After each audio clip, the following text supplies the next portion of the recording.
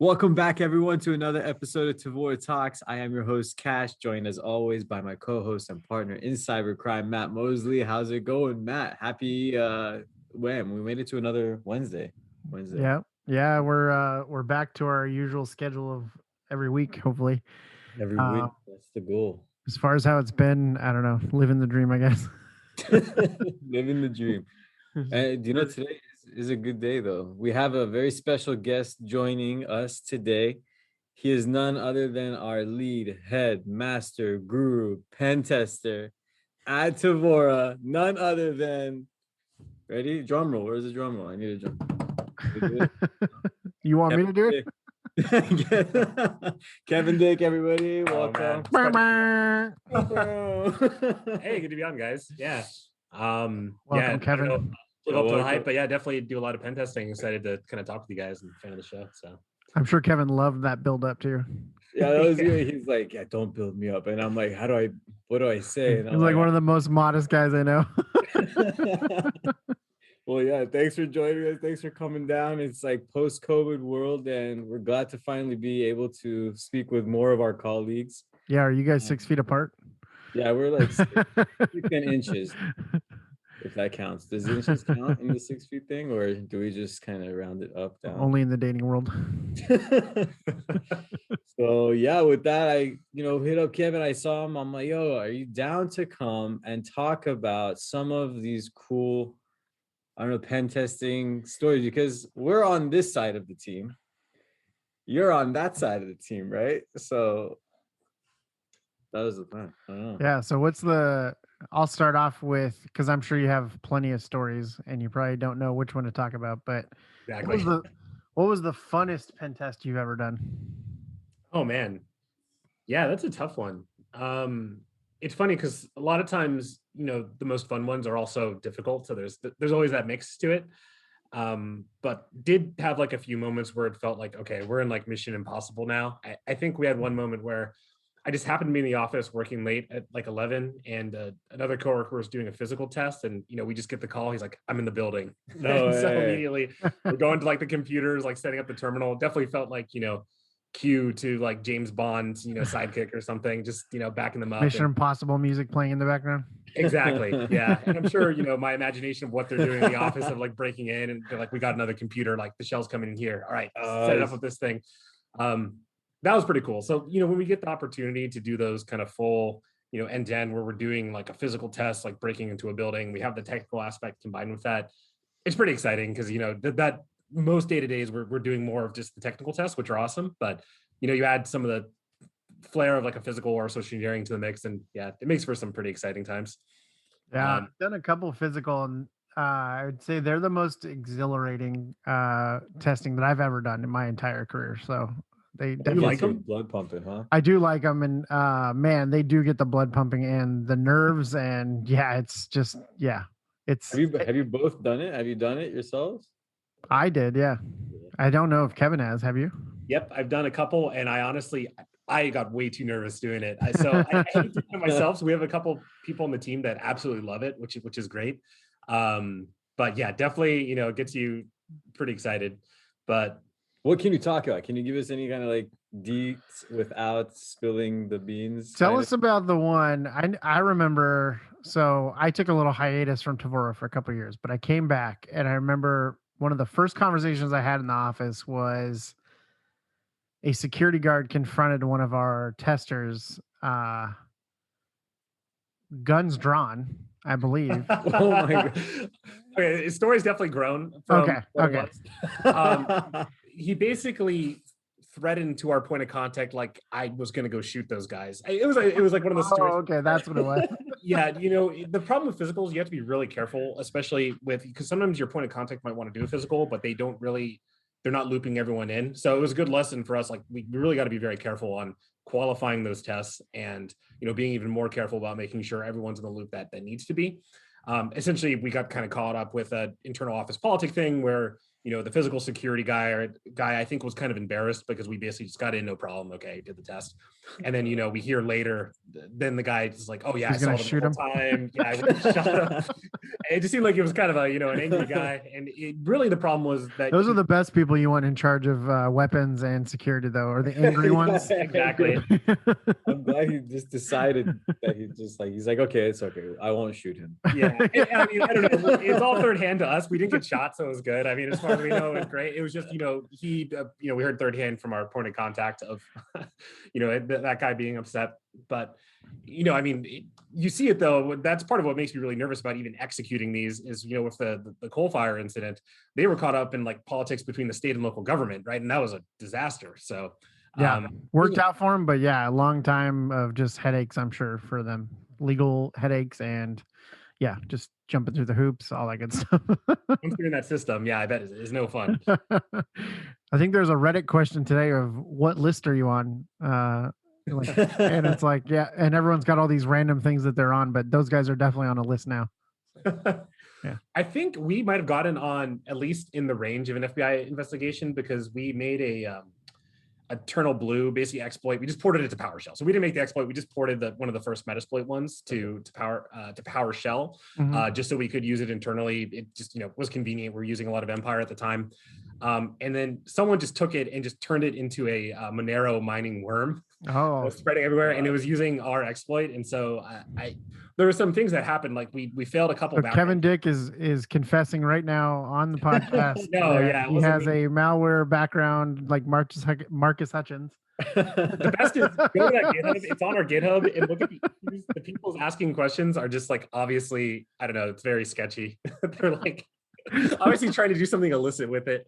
But yeah, that was kind of interesting. It was, I don't know what that was in, but I know definitely, someone was looking into it, and it was our tool that basically they took the exploit and they supported it. But that exploit is also in Empire. We did a pull request, so it's in Empire itself. I don't know if obviously not in use as often so much anymore, but yeah, that was kind of a fun times of like, oh, people are mining Monero with our thing. That's great. That's great. So I know that we've done physical stuff. Obviously, like I said, for me, it was probably the most fun thing I've done. What's the most crazy pen test you've ever done? Like, I know we've done some funny ones like, oh man, I can't even talk about it because it's still under NDA, but we've done toy pen tests. Like, we'll just say that we've done pen test on toys. Like, what have you done any crazy things like that? Yeah, any teledildonics or like, what do you mean like a toy? Hold on, let me, like, what kind of toy? Like an IoT kind of stuff? device. Yeah, the IoT like tests are actually really fun for kid stuff. Yeah. Okay. Yeah, we've done a couple of those. We've done a lot of medical devices. Actually, it's real interesting for the medical devices because we'll sometimes do that from the medical device company hiring us to do it, or we'll do it from a hospital, like, hey, go test this device for us. And it's very similar, actually, ironically, to this toy test, right? You basically have this embedded device. Typically, they're running Windows a lot of times, so it's a little bit easier. But man, you see some crazy stuff on the medical device side, like just finding out about all these protocols. I'm not sure if you're familiar on how a lot of these medical devices talk back to the record system. They're using protocols like DICOM, which like predates HTTP. It's completely no encryption. Even if you do use their encryption edition they added, it's guaranteed that you can downgrade it. So it's basically useless. Oh, that's interesting. Then we had some like POCT1A, and they were basically, it's designed for just setting like EMR records, but they were using it to provision devices. They were using it to send the Wi-Fi credentials. So I mean, anyone could. And that's unencrypted service. So you could, if you could reach the server, you could get the Wi-Fi credentials because you basically, I'm a device, give me the Wi-Fi credentials. And if you're using, especially, PEEP, which I recommend no one use, but if you're using that, then you get not only access to the network but also domain credentials. So definitely, the devices, and again, it doesn't have to be just medical devices, like you said. The toy consumer IoT is really interesting. Because oftentimes you'll have not so much issues with the communication protocols like you might see on medical devices. Really, it's more around just people will make assumptions that they have more control over the device than maybe they would think. Because as an attacker, you can dump the NAND, you can get root access to the device, or if it's an RTOS, just modify a cert or something on there so you can replace the traffic or intercept the traffic and start trying to get data from the server for other devices, if that makes sense. I might be just going off a tangent here, but basically a lot of No, times. you're fine. But tell our listeners, the two that are out there, what is the NAN? I know what it is, but I want you to just tell them. Yes. So NAND is basically just the SSD on the device, or the flash storage, the equivalent of a hard drive, basically, but it's typically just a chip. And NAND, I forgot exactly what it stands for. It's just a type of flash. And typically it's a type of flash memory, again, permanent storage that is used for, a lot of times the firmware of these devices. And how hard is it to get that? What? How hard is it to get access to that? So memory? Oftentimes they're pretty standard chips. Once you have a heat gun, you can pretty much just heat gun the NAND off. And then we have a couple tools that you can get it for like $20 on AliExpress that you can just basically slot the chip into, and then it'll give you a USB connection, and then you can just read the NAND off that. Oh, crazy. I didn't know you did that. Yeah, the hard part I thought you were just using like probes or whatever to get the USB connections. That's crazy. So if they do have, there are some cases we've seen where they just literally had like through solder holes for UART, which UART basically gives you a serial connection, which basically oftentimes will give you just a shell on the device. And so we've seen that with some Linux-based IoT devices. A lot of devices that will do things like, not even for security necessarily, but they'll add epoxy to the board, so it makes it kind of harder. We ultimately don't spend too much time on the physical security of the hardware. We're often more concerned with the hey, can we achieve a fleet-wide hack here? What can someone do? So oftentimes, if it's going to be a lot of time working on that, we'd recommend the client, hey, let's spend this time on, the analysis of the firmware, and, just give us the firmware. But, definitely it's worth exploring to see, hey, if an attacker just stole this device, like what could they do with it? What data is on there? Yeah. And all that kind of stuff. So it is interesting. What's the one way to like secure? I mean, well, not one way, but like so I know like we've done, back in the day when I worked with you, we did a device where all of the hardware components were all epoxied, right? They had like a clear epoxy across the whole thing, so you couldn't touch any of the circuits or anything like that. You couldn't tap into any of it. Is there any other defenses you can do? Yeah. So one thing that can be useful is, secure boot, trusted boot, using like the trust extensions or TPM. So trust extensions on hardware or TPM on Intel. We actually have a write-up on this in the blog. Carl's a wizard. He did one of the first implementations on Linux for a full secure boot deluxe chain on TPM2. And so that's on the threat blog if anyone's interested. And we've actually done consulting for a few companies to help implement that.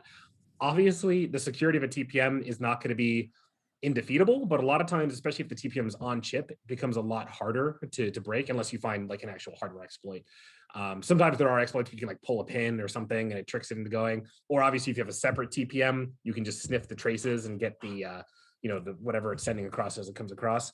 But definitely, if you are using something like an ARM trust zone extension that tends to be on chip, and you can have the encryption keys on there, and it becomes harder then to get to a situation where you can just get decrypted flash. A great example of this, a lot of smartphones put a lot of energy into making that physical access. Even if you tear open this iPhone, it's going to be hard to just get a decrypted dump of the disk, right? Even with physical access, because they have, basically their TPM they call secure enclave on their chip. Obviously, it's on the chip. In theory, you could get to it. You have an electronic scanning microscope. You have an out-of-band attack, or you find some exploit that deal with the chip directly. But that stuff all becomes very hard. And a lot of stuff, from the physical perspective of like electric scanning microscope, right? That's way beyond. We don't have any of that equipment here. So it does become that, balance of, maybe you won't defeat the NSA if they really want to get into that one thing. There's definitely a lot of things you can do physically that, what's the old maxim? Like if you have physical access, there's no security. I would say that, I don't know if that's completely true anymore, because you definitely can add security, but like any security, it becomes like how sophisticated is that lock? How hard is it going to be to pick? Right.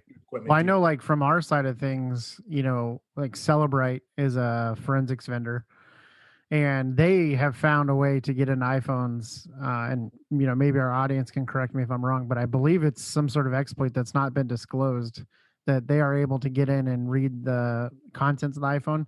Now, whether the contents are encrypted or not, I'm not sure, but I know that was one thing. And I find it funny, like, you talk about that physical access and everything.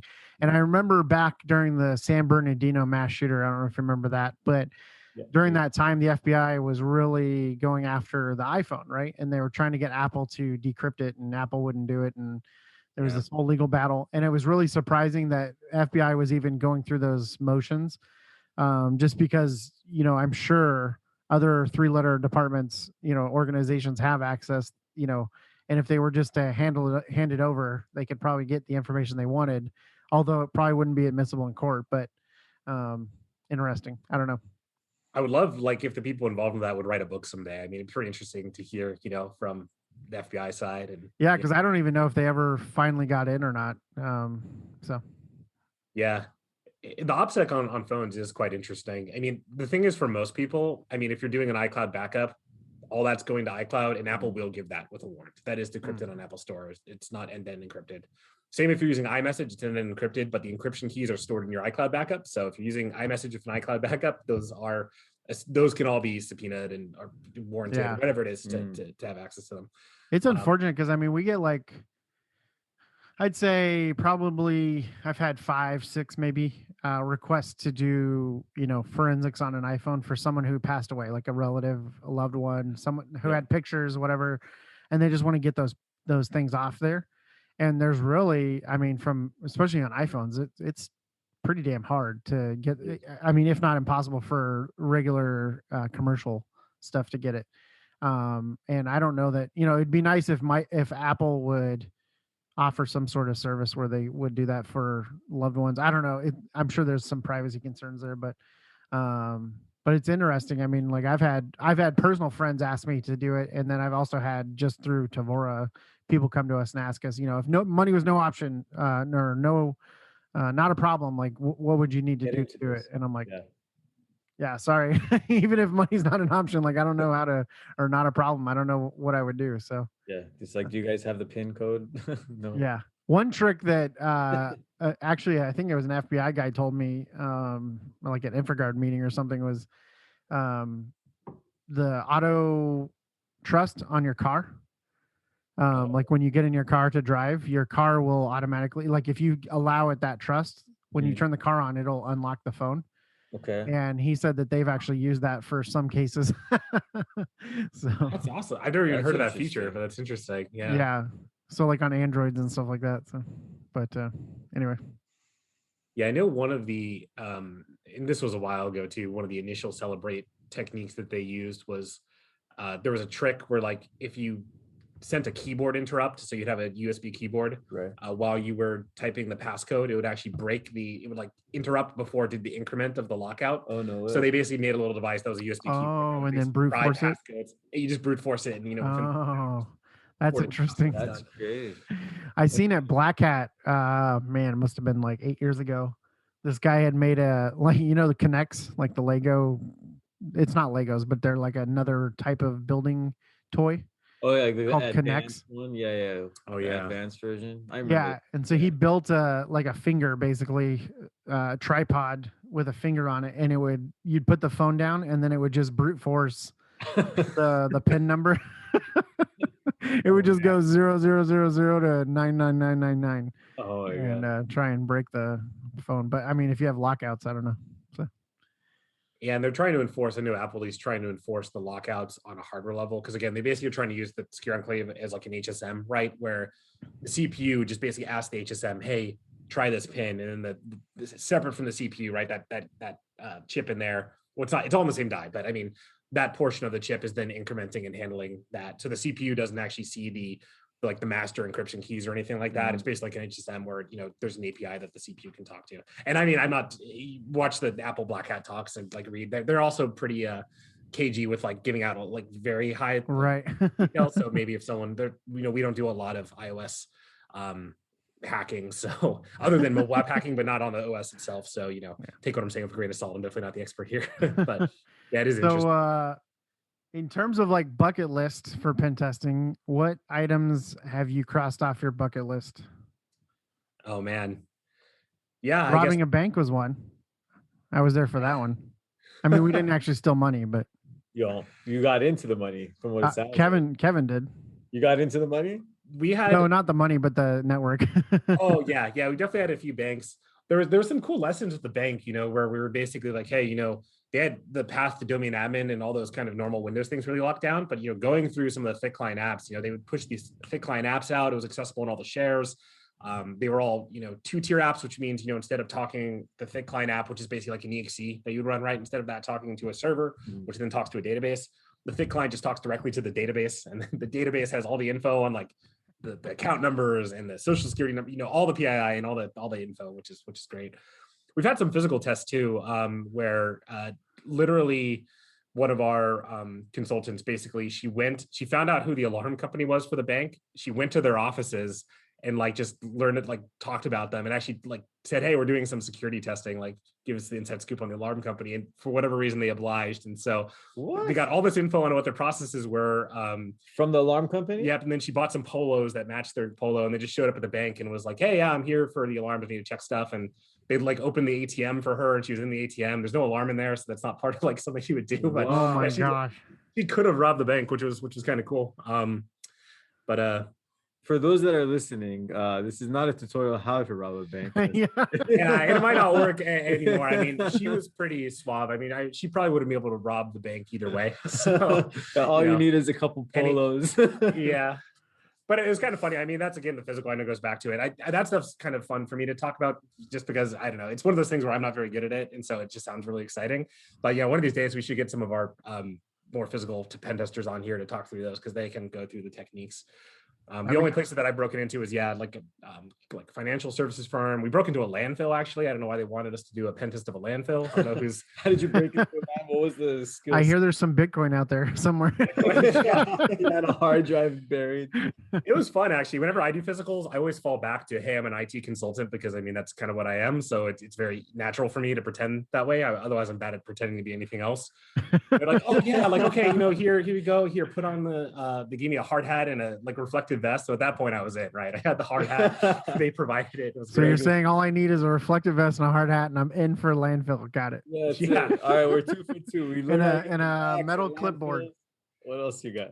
Yeah, for the landfill is funny because we basically got into the server room they had there. Oddly enough, they had like server rooms at these landfills.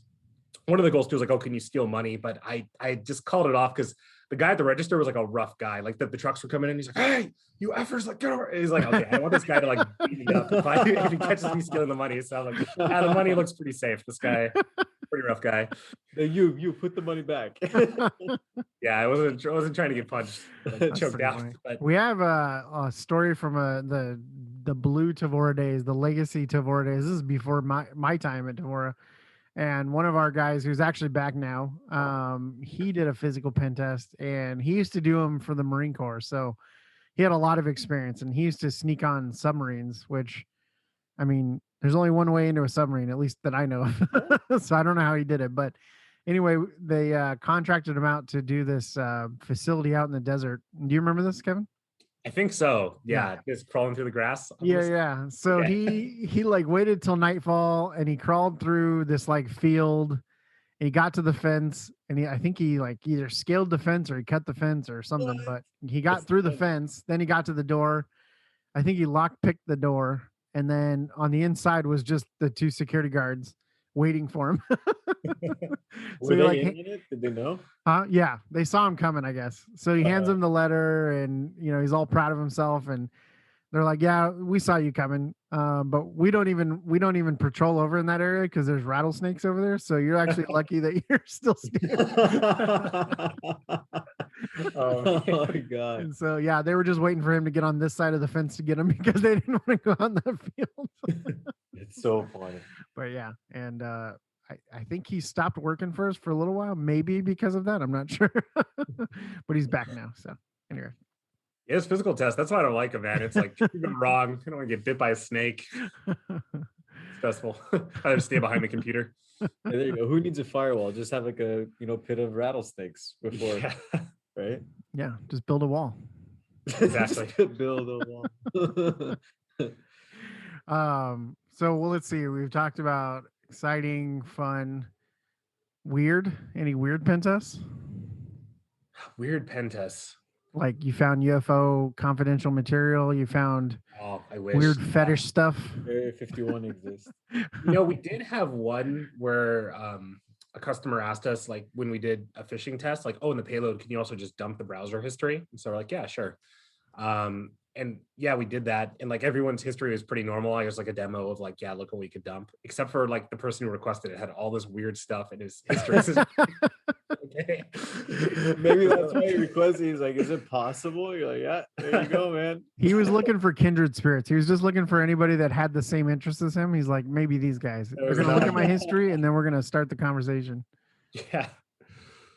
Have you ever gotten like to a point where you've gone too far accidentally as far as a pen test, and you've had any kind of legal issues? Or we've had pushback from one. I mean, I don't know if I probably should talk about it specifically, but again, a lot of times where that comes down to is if you have different point of contacts, different idea of like what the ROE was. So we had a point of contact that was like, you know, they really were like, hey, all we care about is like this specific use case. Do whatever you can to get there, right? And so we, you know, basically we're trying to get to that specific use case, and there's a path there. We were trying to dump all these files from a site we exploited, and hoping of finding like a VPN credential, right, or some kind of thing that we could use to move or pivot. But it turns out, yeah, they, you know, it was a good debrief, but then, you know, someone found out that like 20 gigs of files were exfilled and was not happy. And so they kind of just like cracked down. Yeah. So that was a situation. And that was actually when I was relatively new at Tevora too. So I was just like, oh man, that was stressful.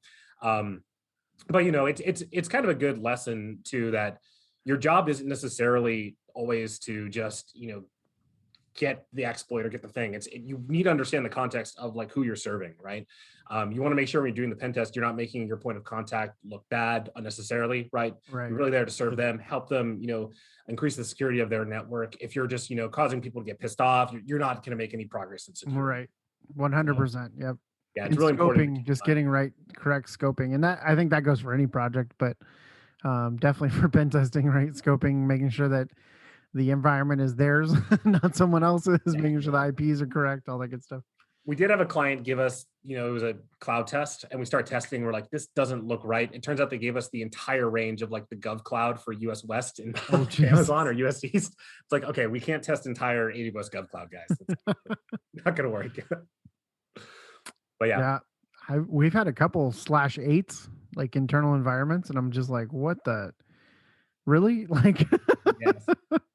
We have one client that is a /8 of public IPs, which is insane. Really? Their ASN is in like the in the 20s, so they're one of the first ASNs ever made, which is awesome. That's crazy. So you'll see. I mean, obviously, you can kind of guess where it might be associated with like those kind of things of the first people on the internet. But it's always funny to see like, wow, running out of IPs, but here you have a /8. Yeah, that's why. That's crazy. Wow.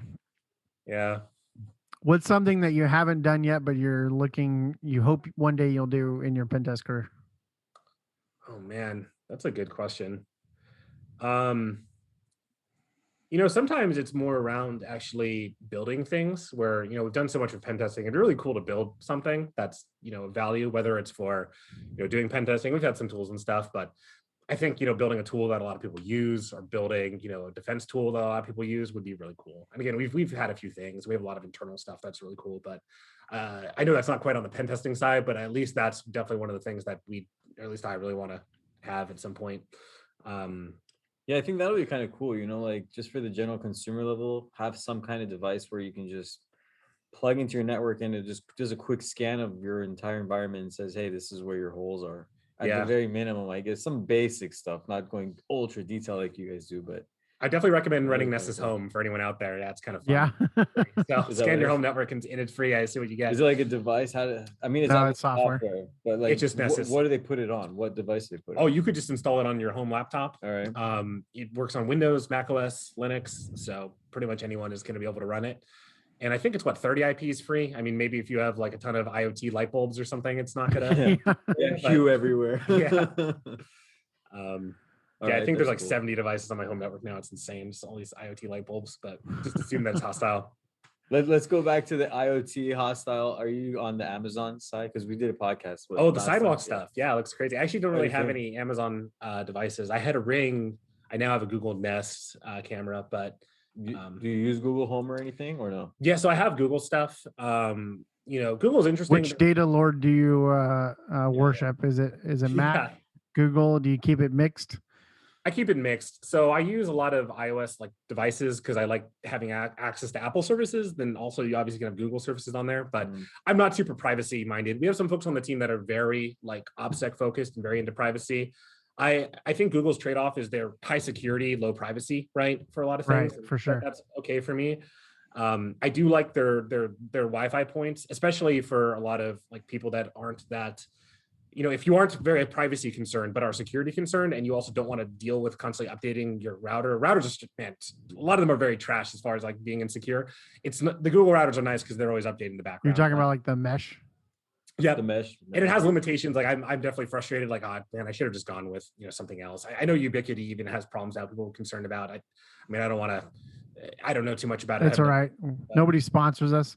If you don't want the trashy, I don't like sponsor us. myself. Just kidding. The problem is you can't do the like. At least the one that I got, I can't. You can't set 5. Yeah. Yeah, you can't set the 5, 2, and everything always just connects to 2, no matter what. Yeah, usually Wi-Fi is interesting because I mean, in theory, the way Google is doing it is the way you're supposed to be doing it, but ultimately, then it comes down to the performance of the network stack on the client devices, which can be very varied and diverse, right? Yep. I mean, we saw even with the Karma attack with like Wi-Fi Pineapples that got famous, where the Wi-Fi Pineapple would run Karma and it would respond to any probe request as that access point. As a result, a lot of vendors stopped sending probe requests, but some still do. It just, every Wi-Fi client works a little bit differently, and so then you get into like, yeah, maybe I want to have more control and like pin it to a 5 gigahertz network, but once you get into that with Google, they don't let you do it on their mesh networks, which is kind of a pain. But I mean, kind of going back to the Amazon thing, where they're doing the sidewalk and they're trying to share your internet bandwidth. Me and Matt were kind of talking about it a little bit briefly last podcast. Yeah, about like the potential security issues that it could have. I mean, just you thinking about it, hearing about it, what are your thoughts on it? I almost, half of me is like, wow, this could be a win for anonymity if everyone is going out of each other's IP addresses, and so you no longer can tie an IP address to a person, and that won't hold up in court anymore. That would be quite interesting. I don't know if Amazon's gonna have the critical mass to make something like that happen, but you're basically gonna have other people's traffic coming out of your IP, right? And so someone's torrenting Mandalorian or whatever it is on your IP, you're gonna get the DMCA. That's very specific, Kevin. Tell us about your torrenting. Disney Plus, highly recommend. But that was one of the most pirated shows, right? So yeah. They're trying to crack down, as they should, I guess. But what's going to happen when you can't tie a IP address to yourself? And my problem with a lot of that is, I think we sometimes err on the side of like on the law of like trying to protect all these content providers, which at the sacrifice of like internet infrastructure and privacy and anonymity, which I think are probably ultimately a lot more important for society than entertainment. So it'd be interesting if Sidewalk has an effect on that, but I definitely would be afraid to run it just for that reason. I don't want things coming out of my IP address that are like crazy and don't Well, and especially if you have data caps, that's kind of been the biggest concern for me. I don't have data caps anymore, but I used to. And just doing work for Tevora, I was paying, I don't know, probably $50 to $100 extra a month just in bandwidth because I was, downloading huge pieces of evidence for analysis or whatever, right? And then now you've got people using your internet on top of that, which is going to definitely affect your data cap. So and data caps are freaking bad. I mean, because I have the same thing here with Cox, and I have to do unlimited data, and it's like an extra $50. You have no choice. You have to do unlimited data. Yeah, or I could pay like an extra each 500 gigabytes. Like you might as well just do unlimited. So that's what we had here was the 500 gigabytes, and they didn't have an unlimited option. Otherwise, I would have done that because, So if I ever went over in a month, I would just, all right, well, I guess I'm streaming all the things. I'm downloading all the things because I've already hit that cap. I might as well pay for it. So. Yeah, it's pretty silly, especially when you have like gigabit speeds, and it's like, well, that cap is gone, and. How long What's so funny is it's no extra cost to them. Like I just don't even know how they make up this arbitrary like, oh yeah, we're running out of gigabits, so we have to pay more money for gigabits. Like it does make sense on the cell network side because I mean there is congestion in right. There is some congestion to an extent of especially cable. You're probably using DOCSIS. That is all basically going to like a fiber backhaul, and that node does have a cost. And if you get a certain amount of users at a certain speed, you have to upgrade that node, which is relatively expensive. But in reality, they're making tons of money. Right. Yeah. So it is what it is. It's one of the great things is when there's competition, but it's hard to have competition with a natural monopoly. Does it make sense to put down redundant fiber lines? I don't know. But, We have in our neighborhood, Google Fiber is actually coming in now, and they are limited data up to 2 gigabits, Yeah, actually, which I don't even have 2 gigabit network cards. So, okay.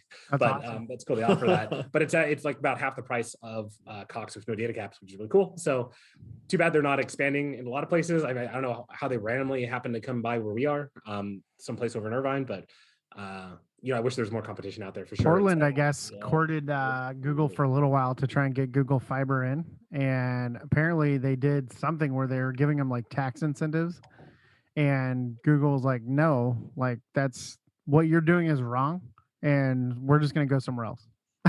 Which I was like, what? So it's kind of funny, but yeah, I guess apparently Portland was trying to give away the house, the kitchen sink, and Google wasn't on board with that, which I guess is good on them for having some sort of moral / ethics. I don't know what the details were, but anyway, we had Cox, and then CenturyLink came in, which I'm very happy with. So I get my gigabit, and it's unlimited, and awesome. Yeah. So anyway, Disney Plus also wanted to make mention of Loki. Awesome, great show. I'll have to check that out. I haven't seen it. First episode. I wait till it's all out. I don't like. Yeah. Can't go back to the non-binging style of watching. It's not good. Yeah. Especially when you only hit like episode 3 and it stops. And they always do that. They release the first 3 and they just get it. That's waiting. Like if there's 7 out, all right, I can deal with the waiting for the last 3. Yeah, but no. I see why they do it. It makes sense. Otherwise, you just watch the free trial and then you're good to go. But, you're out. Yeah. Got 7 days to watch as much content as I can.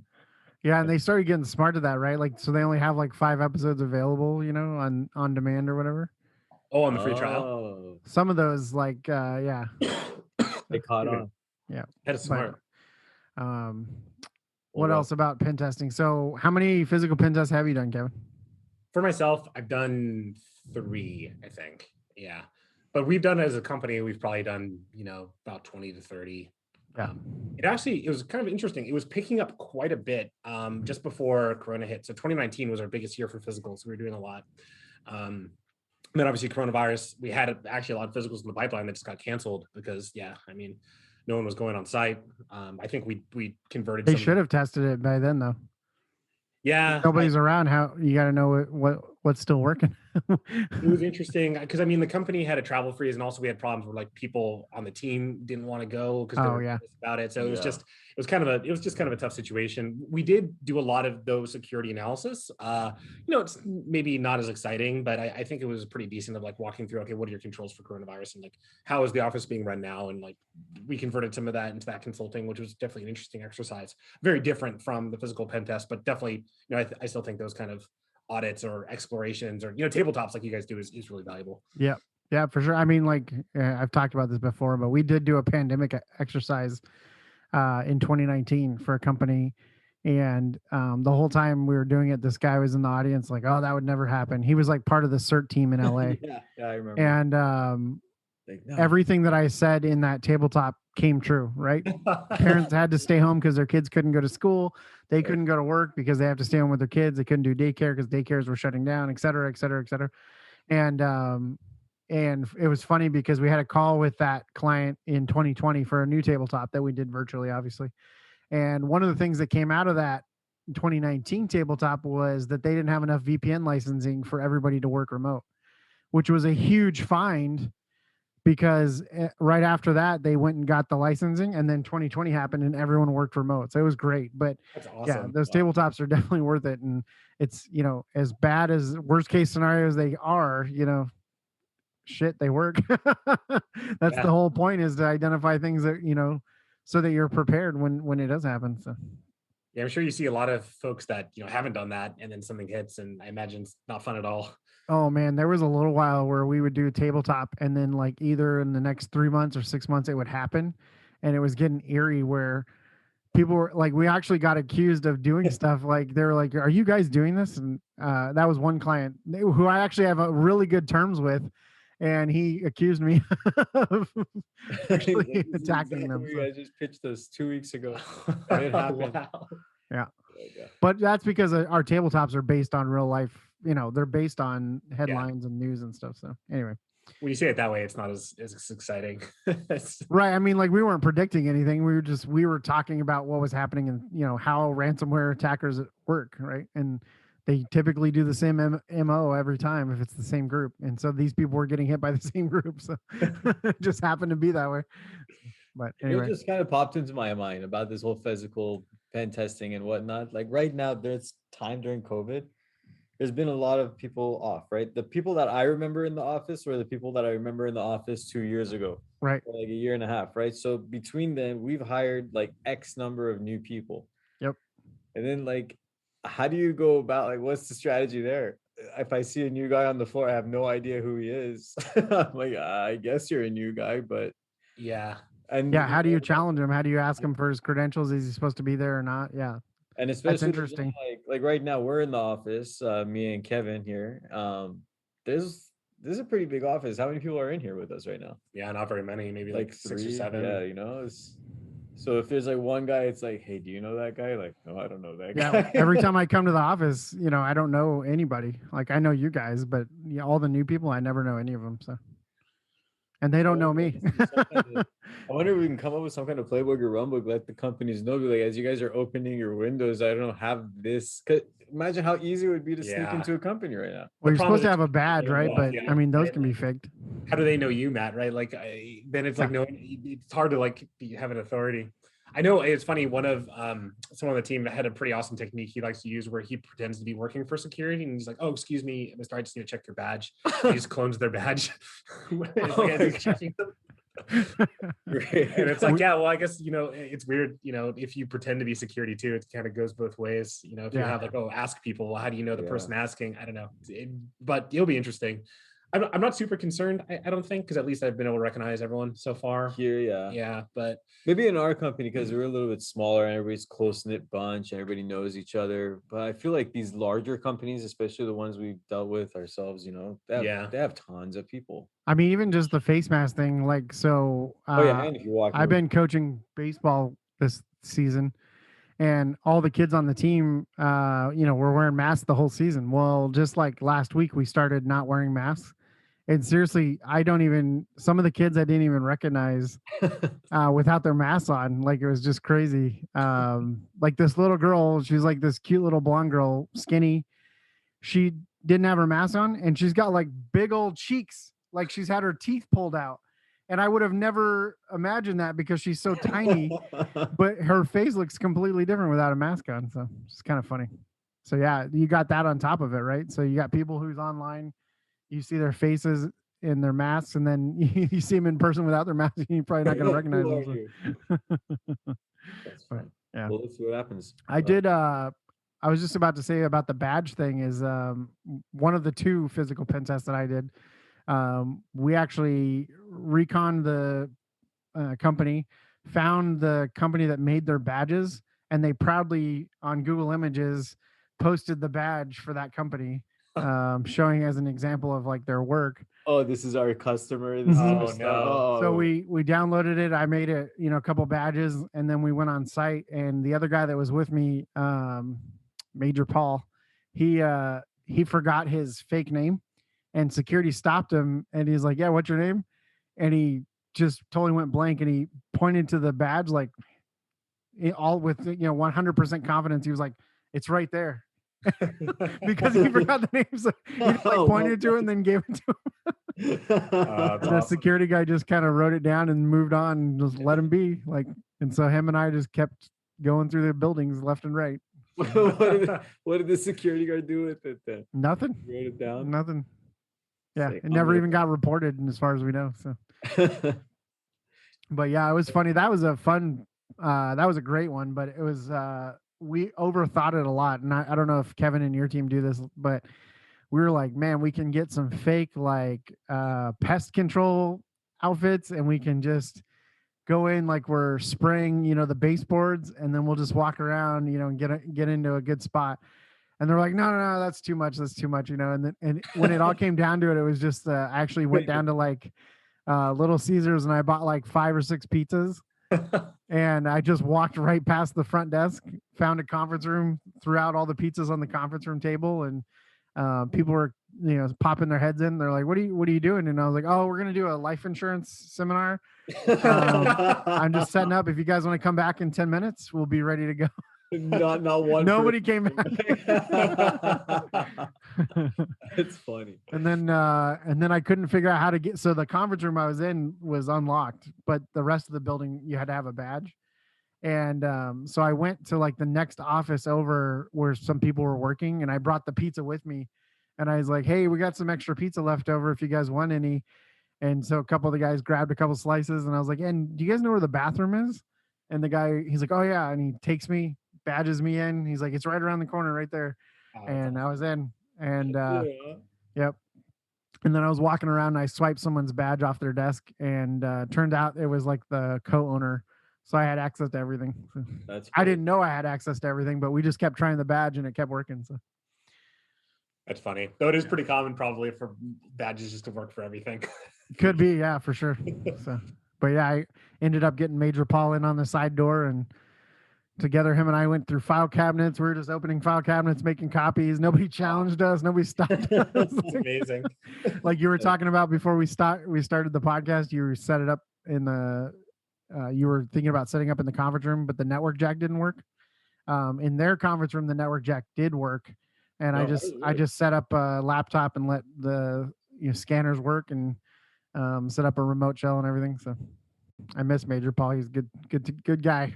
So if you're out there listening, he's one of our 3 listeners. Yeah, one of our 3. Kevin's gonna be a new listener, right? Yes, we got 4 subscribers. Yeah. We need to like and subscribe. Ray promised me that when we get to 1,000, he'll come on the show. Okay. We're almost there. Ray's our very charismatic owner and boss. Yeah, it's gonna be a solid show. Yeah, I'm sure it's gonna go right off the rails. Welcome. Not that this one wasn't off the rails at all times, but that's funny. So Kevin, we're gonna have you come back, and we'll figure out a specific. You have to think about like a story that you really want to tell us, or give us someone from your team. Yeah. To go do a deep dive for us on some engagement. Not deep dive, but deepish dive. Talk from beginning to end, and I'm sure you got plenty of stories though. There's actually probably one thing, it's not really a story, but it'd be interesting to talk about. Have you guys talked about how, the technique to get around those phishing warning banners? In email? The HTML stuff? Yeah, because we have not talked about it. I think we did maybe mentioned it, but we've been having so much success with that now in our phishing campaigns. And yeah, it's like such a simple thing. I can't believe we didn't think about it. Someone just, they were looking at, okay, well, how do those warning banners work, right? So if you guys are familiar, if you have corporate email, oftentimes when you get something from an external party, you'll have like a red arrow at the top, like, hey, this came externally, please be careful. Well, it's just an HTML email. Like you can look at that, see what the content type is, and you can just hide that with CSS in your email. So you can basically have your attack email have CSS in there to automatically hide those warnings, and then add in like, this is a verified email or something like that. And people have been conditioned to trust that. So they don't see the warning because that's what they've been trained on. They see like, hey, this email is like, even going further, this email is legit. And our click rates have been through the roof on those. We noticed Microsoft is now trying to block that now, because you can imagine there's some generic cases where you could just have CSS to hide everything except for what you particularly want in there. So you could have generic cases. You don't have to know what their banner is. You'll just hide it automatically with CSS. There's been a lot of anti-spam detection has been updated over the past few weeks where we see a lot of more blocks, but definitely something to be aware of. And it's almost, having to retrain people like, okay, those banners actually aren't currently, useful, because they actually could be completely, bypassed or gotten rid of. So that was something to be aware of. And it was kind of a funny thing. And I mean, who knows how long people have been using this in the wild, because it's pretty straightforward. And I mean, we all know HTML and CSS. I mean, Matt, you've done like web design stuff. It's like, man, like just whoever posted that was a genius. He just put it together and figured out like, hey, we can just bypass this. Like, oh man, how did we not think of that before? But yeah. How long? I wonder it's been like out there. How long is it's public? Well, like publicly, because they started releasing the news articles probably about 3 months ago. It's pretty recent, but as far as how long it's been out there, who knows? Pretty clever though.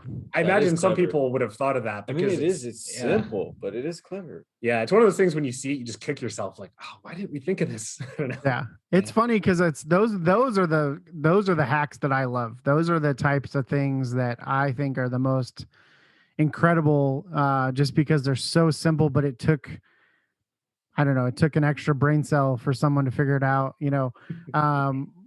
like one of the things that I talk about when we do hacker history stuff is I always try to find hacker history or stories about hackers that have super clever things like that. For example, Kevin Paulson, right? He did with Dark Dante. He hacked the Kiss FM radio station so that he was the 99th caller or whatever to get a Porsche, right? Like, it's just kind of funny, like simple. I mean, I'm sure that's not simple, but just little clever things like that is pretty cool.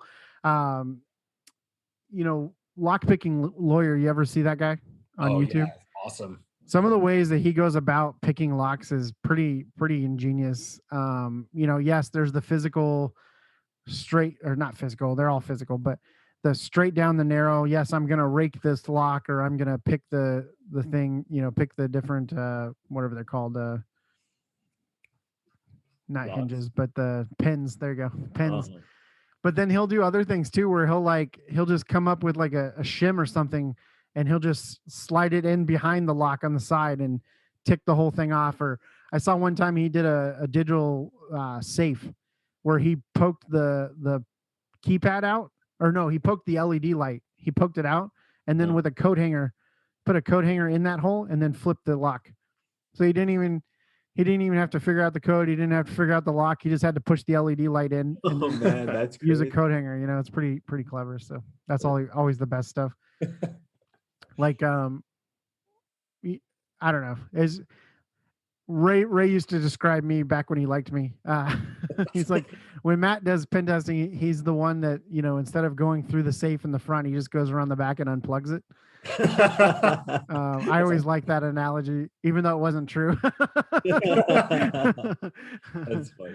But yeah, those are the most clever hacks, So anyway.